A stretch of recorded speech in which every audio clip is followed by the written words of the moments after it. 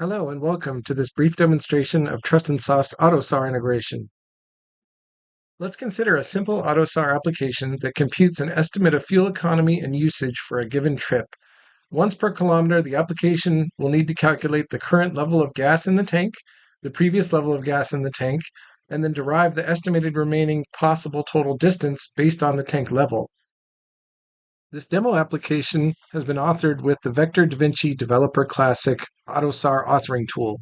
The tool produces the application source files, both headers and source, and the ARXML files, both of which will become inputs to TrustInSoft's automated analysis.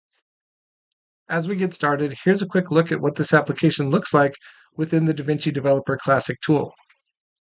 What you're about to see next is TrustInSoft's automated integration tool, which can automatically generate an analysis driver and an analysis configuration from the ARXML files that were automatically created by the AUTOSAR authoring tool.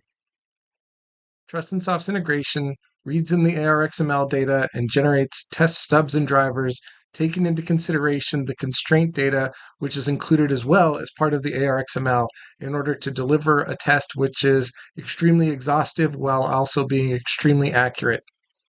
Now that we've discussed the architecture of the integration and the program under test, let's move to the live demonstration so that I can show you what it looks like in action.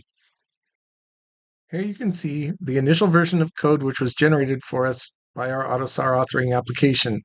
You can see in this simple function, we read the present values for each of the variables that we need, we perform the necessary calculations, and then we write back the results. So, to begin leveraging TrustInSoft, the first thing I need to do is to tell it to generate those test drivers by entering the command makeGen. And just that quickly, our test drivers are created and ready to be run. Now we're ready to initiate the analysis by running makeTest. This will begin the execution of the TrustInSoft analyzer and launch a GUI in our browser so that we can investigate any potential issues. Right away in the TrustInSoft interface, it's clear that we have some major issues. We have a total of 4 signed overflow issues, all stemming from the fact that the initial program has incorporated no error checking whatsoever, which makes it possible for these variables, if given improper inputs, to overflow. Now back in the source code and incorporating the fixes and changes that I discovered were necessary by running TrustInSoft and its automated analysis, as you can see here, we have implemented some error checking. We're checking the return codes and errors to ensure that the variables that we're about to compute are going to be within acceptable parameters. This should significantly clean up our analysis, but in order to know for sure, I need only to rerun the TrustInSoft analyzer to see now what it thinks.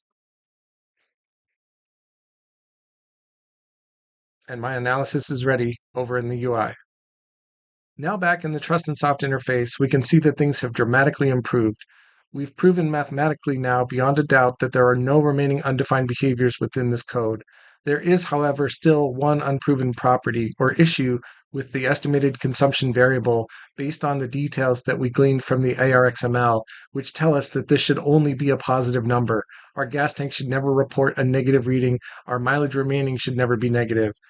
As is currently in the code, however, that's a real possibility. And so we need to make one more iteration on this code in order to satisfy the ARXML and produce a clean result that proves that there are no undefined behaviors remaining in this code. Within the code, as you can see, I've added one additional check, which is to say that only if the estimated consumption is greater than or equal to 0, i.e. not a negative number, should we write and update the current tank level and the estimated consumption number. Let's run our by now familiar makeTest command one final time in order to see if now the program conforms to the ARXML as written.